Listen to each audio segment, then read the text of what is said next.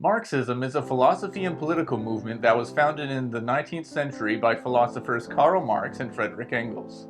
The theories built upon French socialism, German philosophy, and English political economy. Marxism sees the world as being divided into two major classes based on their relationship to the means of production. This means that which class you're in depends not on your income level, but on whether or not you own and control the source of your livelihood. The ones that own the means of production are called the bourgeoisie, and the ones who work for someone else are the proletariat. The proletariat are wage earners, meaning they only keep a fraction of the value that they produce. The rest is kept by the bourgeoisie as profit, or as Marx called it, surplus value. This system of wage labor and private ownership of the means of production is a key component to capitalism.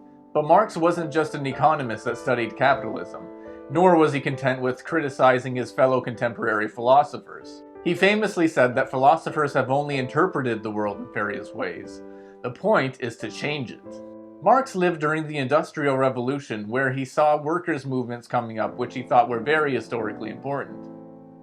Unlike other philosophers of his day who thought that history was driven by ideas, Marx believed that history was driven by material forces. For example, he saw the French Revolution as being very significant, not because of the triumph of Enlightenment ideals, but because of the triumph of the bourgeoisie over the aristocracy. It was this that was significant because it meant a transition from feudalism to capitalism, a new mode of production. Marx followed workers' movements very closely because he saw the triumph of the bourgeoisie over the aristocracy as only one step in a series of revolutionary struggles, and the workers were the next to take power.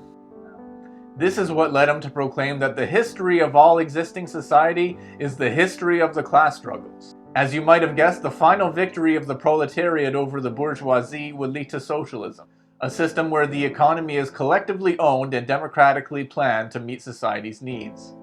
While Marxists agree with anarchists that the state is a tool of class rule, Marxists believe that rather than abolishing the state prematurely, it should be seized and turned into an instrument of proletarian class rule.